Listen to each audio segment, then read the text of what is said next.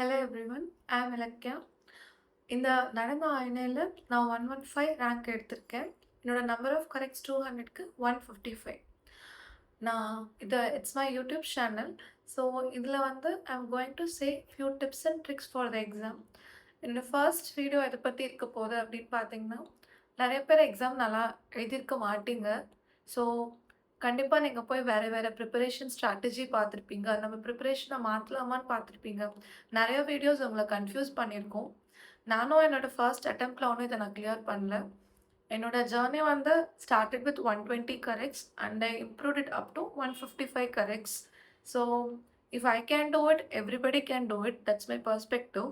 So இந்த வீடியோவில் என்னென்ன பண்ணலாம், என்னென்ன பண்ணக்கூடாதுன்றதை பற்றி நான் உங்ககிட்ட சொல்கிறேன். ஓகேவா? இப்போது இந்த எக்ஸாம் வந்து இருக்கிறதுலே ரொம்ப கஷ்டமான எக்ஸாம். இந்த 2 to 3 இயர்ஸாக நடந்த ஐஎன்ஐலேயே டிஃபிகல்ட் எக்ஸாம் இந்த எக்ஸாம் தான். இந்த எக்ஸாம் நல்லா எழுதன்றதுக்காக நீங்கள் பேனிக் ஆக வேணாம். Questions were very difficult, way two difficult. So இந்த எக்ஸாம் உங்களை வந்து உங்களோட கெப்பாசிட்டியை டிட்டர்மைன் பண்ண போகிறது கிடையாது. இந்த எக்ஸாமை நீங்கள் உங்கள் ஐடென்டிட்டி அப்படியே எடுத்துக்காதுங்க. இது ஒரு காஸ்ட்லியான ஜிடி. நான் ஒரு 4000 5000 ஸ்பெண்ட் பண்ணி நான் ஒரு எக்ஸாம் எழுதிட்டு வந்திருக்கேன் அப்படின்னு எடுத்துக்கோங்க. எல்லா ஜிடியும் நம்ம நல்லா பண்ணுறது இல்லைல்ல. சில ஜிடி நமக்கு நினச்ச மாதிரி போகாது. ஸோ அந்த மாதிரி ஒரு ஜிடி அதை நம்ம எடுத்துக்கலாம். ஓகேவா? ஸோ இந்த ரேங்கை பார்க்காதீங்க, நம்ம ஸ்கோர் மட்டும் பாருங்கள். எந்த இடத்துல என்ன தப்பு பண்ணியிருக்கீங்க, நம்ம சோர்ஸில் ப்ராப்ளமா, இல்லை நம்ம ரிவிஷன் பத்தலையா, சில்லே மிஸ்டேக்ஸ் பண்ணுறோமா, கொஷின் சால்விங் எபிலிட்டி இல்லையா, டைம் பத்தலையா, இதில் என்னென்ன தப்பு, இதுதான் நம்ம கண்டுபிடிக்கணும். நம்ம இந்த ரேங்க் எடுத்திருக்கோம்னு சொல்லிட்டு 1 மாதம் 2 மாதம் வேஸ்ட் பண்ணுறதுல எந்த பிரயோஜனமும் கிடையாது. பிகாஸ் நான் அந்த மாதிரி டைம் வேஸ்ட் பண்ணியிருக்கேன். லக்கிலி எனக்கு அது ப்ராப்ளமாக வரல.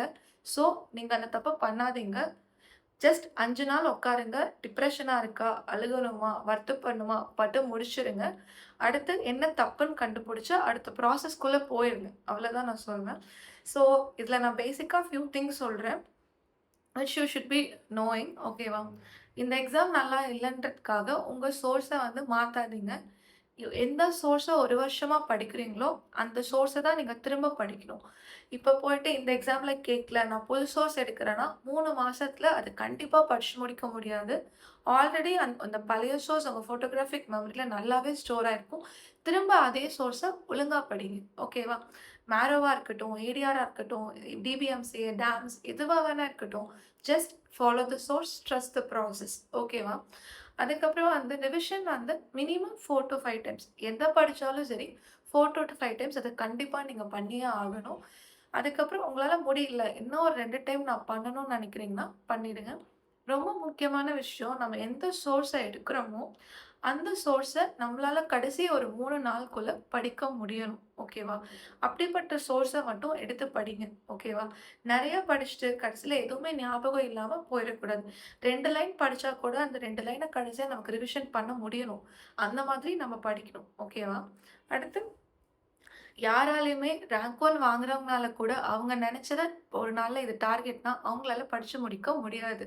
ஸோ எப்பயுமே பேக்லாக்ஸ் வச்சிருக்கிறது நார்மல் தான். So it's not like you are not working hard, அப்படி கிடையாது. பேக்லாக்ஸ்ங்கிறது எல்லாருக்குமே நடக்கிற ஒரு விஷயம் தான். ஓகேவா? ஸோ நீங்கள் வந்து ஒரு 100% நீங்கள் டார்கெட் வச்சுருக்கீங்கன்னா ஒரு 80% படித்தா கூட ஓகே, ஃபைன். நம்ம அடுத்த நாள் அதை படிச்சுக்கலாம். அச்சச்சோ, நான் படித்து முடிக்கலையே, என் டேவை வேஸ்ட் பண்ணிட்டேனே, நாளைக்கு இதை நான் எப்படி காம்பன்சேட் பண்ண போகிறேன் அப்படின்னு நினச்சி பேனிக்காக டிப்ரெஷன் ஆகவே வேண்டாம். ஓகே. இன்னொரு விஷயம் வந்து நம்ம எல்லாம் மோஸ்ட்டாக பண்ணுற தப்பு, ஜிடி போடாமல் இருக்கிறது, டெஸ்ட் போடாமல் இருக்கிறது.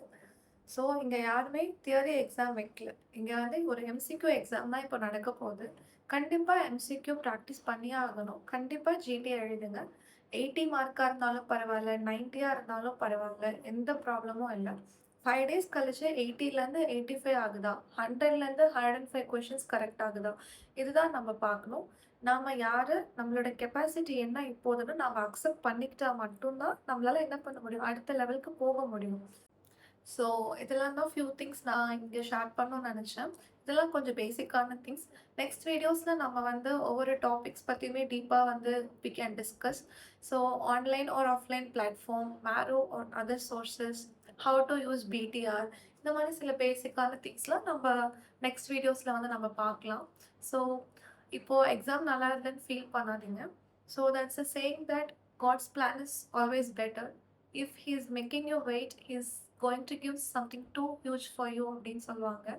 ஸோ வருத்தப்படாதீங்க. இப்போ உங்க எய்ம் 500 ரேங்க்குள்ள எடுக்கணும்னு இருந்ததுன்னா, நீங்க நெக்ஸ்ட் எக்ஸாம்ல 50 ரேங்க்குள்ள எடுக்க போறீங்க. ஓகேவா? ஸோ அதனால தான் இந்த delay. So do work hard and trust the process. Trust in God and everything is going to fall in place. And thank you for watching. Bye.